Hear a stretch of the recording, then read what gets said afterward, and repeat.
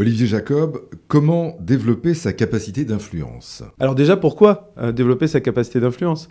Quand on est manager, on a finalement autour de soi ses collaborateurs, mais aussi beaucoup d'homologues. D'ailleurs, dans les entreprises qui sont matricialisées, ce qui est très important, c'est d'être capable de créer de la relation avec ces homologues, parce qu'on est souvent sur des projets transverses. Donc du coup, cette capacité d'influence, elle est importante. Elle est importante d'ailleurs au bureau, mais elle est aussi importante géographiquement, peut-être avec d'autres pays, avec d'autres fonctions. Comment faire?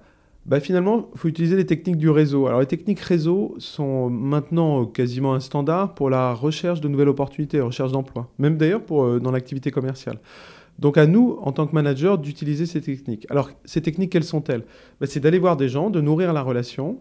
Alors ça peut être de proposer un déjeuner, d'appeler les gens et leur demander comment ils vont, de s'intéresser à eux, tout simplement, d'appeler les gens pour leur demander un conseil, voilà, d'essayer de faire en sorte de se rapprocher des personnes avant de leur demander quelque chose.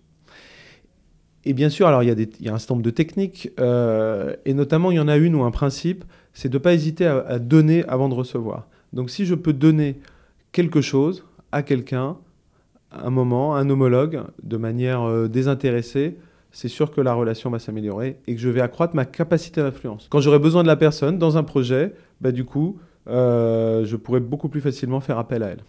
Et donc ça, c'est valable à l'intérieur de l'entreprise comme à l'extérieur? Oui, complètement. C'est valable à l'intérieur de l'entreprise, qui d'ailleurs parfois est un peu mouvant, puisqu'on peut dire que des sous-traitants, des partenaires sont aussi des éléments clés de la performance de l'entreprise.